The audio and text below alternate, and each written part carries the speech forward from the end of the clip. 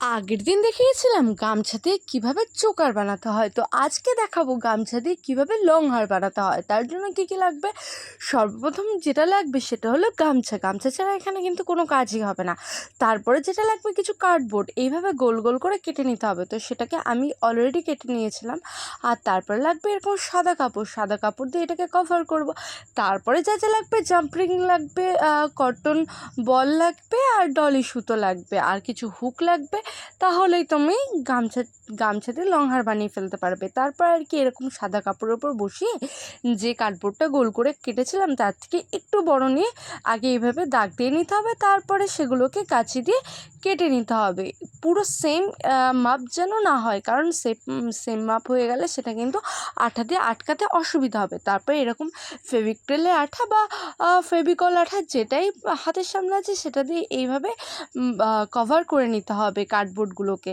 দেখো আমি পুরো সেম নিয়ে নিই, যার ফলে আটকাতে একটু সুবিধা হচ্ছে আর কি। যদি বড় নেওয়া হয় তাহলে কিন্তু তাহলেও অসুবিধা হয়, কারণ আমি আগে যখন একটু বড় নিয়ে করতাম তখন আটকাতে অনেকটা টাইম লেগে যেত। আর এক্ষেত্রে আমি ফেভিক্রিলের আঠাটা ইউজ করেছি গামছায় আটকানোর জন্য। তো এখানে B7000 যে গ্লুটা আছে সেই গ্লুটা সবথেকে ভালো বলে আমার মনে হয়েছে। পরে কিন্তু আমি B7000 গ্লু দিয়ে আটকেছিলাম। তারপরে আমি স্বস্তিক চিহ্ন করব, তাই জন্য এখানে আমি স্বস্তিক আগের থেকেই আঁকিয়ে নিয়েছিলাম। এখানে যে কেউ তোমরা চাইলে অন্য কোনো ডিজাইন করতেই পারো।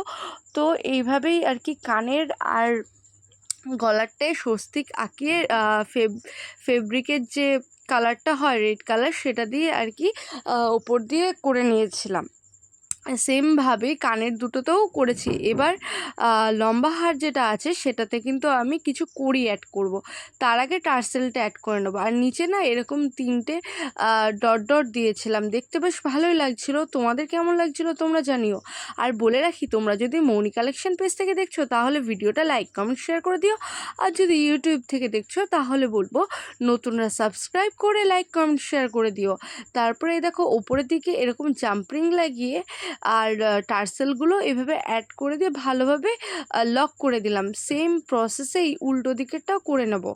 তো এখানে করতে করতে বলি যে আমি কিন্তু ফেব্রিকের যে কালারটা নিয়েছিলাম এর সাথে অবশ্যই আমি মিডিয়াম 1 যেটা আছে সেটাকে কিন্তু মিশিয়ে নিয়েছিলাম। তার ফলে কালারটাও স্টে করে আর কালারটা একটু স্মুথও হয়ে যায়।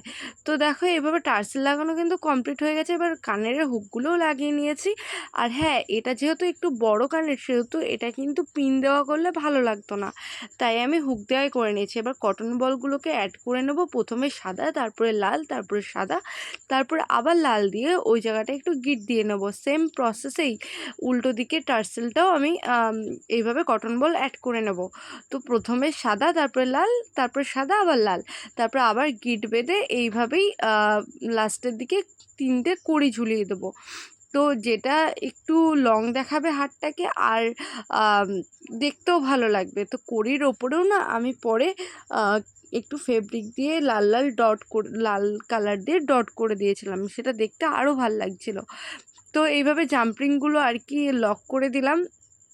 ওই যে বললাম না ফেব্রিক দিয়ে লাল করে দিয়েছিলাম। তো এই দেখো এইখানেই আমার কিন্তু লং হারটা কমপ্লিট হয়ে গেল। এবার একটুখানি দেখে নাও তোমাদের কেমন লাগলো। চলো পরবর্তী নতুন ভিডিওটা আবার দেখা হবে। টাটা।